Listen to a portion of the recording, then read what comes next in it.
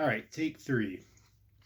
Good afternoon, Taurus. This is Will, back with a reading. I missed you guys in the month of October, so now we're kind of doing a late October, early November Halloween reading. So let's have a look at the cards here. I'm going to try to keep this in the frame of 10 minutes. You're represented by the King of Wands. The people in your life are represented by the Three of Swords. And what draws you together or pulls you apart is the Hierophant. A potential outcome is the Eight of Cups reversed. And another potential outcome is the Ace of Cups. So right now, Taurus, you are in a position of leadership. I see you being strong in your faith, being passionate. You are creative and you're mastering these things and you're leading others through these things as well. You're charismatic in your delivery and people follow you and respect you. You're in a powerful position right now. The King of Wands is a powerful figure that people like. He would be like the artist that people look towards, or there's other cards that represent this as well, but he would be like a politician type figure, or an artist, or somebody like he's a public figure, he's a public icon. And right now you're not necessarily in the public eye, but people are looking at you like people are looking at you for that type of leadership and that type of consultation. So the people in your life are represented by the Three of Swords. Now, the Three of Swords, I think to a lot of people, represents a broken heart or the end of a relationship. However, how I would interpret the card is that you've got to, like, and somebody else read it to me like this once before. For the sake of a good idea, sometimes you have to give away pieces of your heart. So you've got to kill the heart to pursue the knowledge. The Three of Swords is like being decisive based on the information that you have, or making a decision based on the information that you wish to have or the information that you wish to spread. Swords is a suit of logic and intellect and knowledge. So what draws you together or drives you apart is the Hierophant.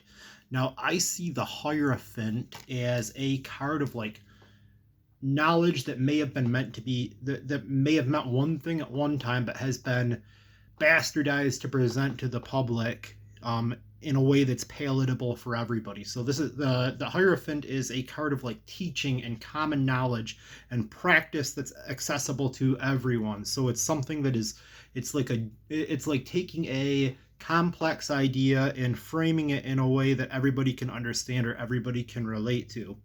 So I see the people in your life coming to you from like a place of decisive pain, and they're looking to you for guidance or leadership, and you are delivering it to them in a way that they relate to or a way that they understand. And I think that this is your strength this month. You're telling them what they need to hear or what they want to hear in the way that they need to hear it or the way that they can understand it. Now, some potential outcomes here. Eight of Cups reversed. I read this card similar to the Death card. I see this card as walking away from something that we thought that was going to bring us happiness. Now, as this card is in the reverse position, I can see this being something that we're reluctant to walk away from, or something that's hard for us to walk away from, or something that we don't want to let go of. Something that has brought us so much joy and so much happiness that it's difficult for us to just turn our back on it and walk away, but we know that's what we need to do. Another potential outcome here is kind of a contrast to that.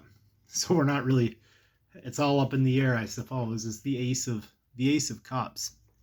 Now, I see the Ace of Cups as something new and beautiful that can bring us joy and happiness, or it's something new in our life that can invoke a strong emotion. I see Cups as the suit of emotion. And I see the Ace of Cups as like the ace is kind of the signifier of the suit. So this would be something new and exciting that we want to become a part of or learn more about or invite into our lives because it's making us happy. So it's either going to be something, this is either going to have a favorable outcome, or it's going to be something that we're going to need to walk away from that we thought was going to make us really happy. So my advice to you is to know when to walk away from the situation and know when to, like, just be careful. It's okay to dive in, but it's also good to know when enough is enough and it's time to walk away. So we'll also draw some oracle cards here. We're only at 5 minutes. This is going by pretty quickly.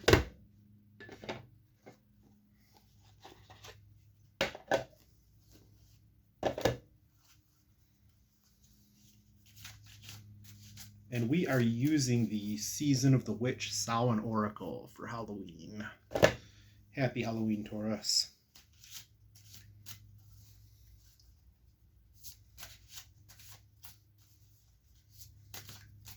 I'll give you 4 of them.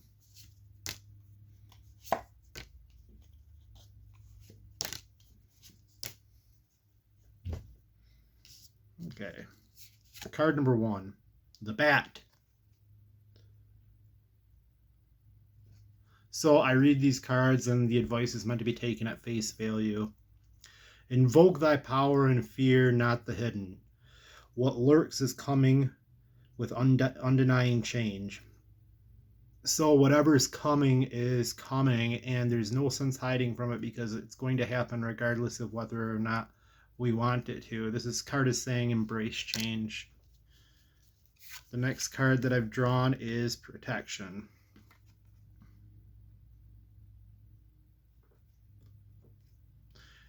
This is my house, stained by the very blood flowing through its walls, covered in a veil of delicious prayers, yet deadly to those who dare to lift its hidden. I'm going to let you guys interpret that one. I think that it's saying, like, this is kind of a card that says, like, stand your ground and set your boundaries and keep your be firm in your beliefs and be firm in your boundaries. The next card that I drew is Potions and Spells. A pinch of this and a dash of that. Be sure you're sure before you call. Okay, this is my Halloween deck.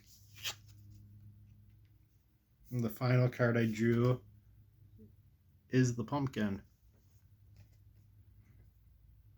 Uncaging the spirit within thou fertile power you hold, to taste your buttery velvet upon tongue is a gift I shall cherish each day that comes.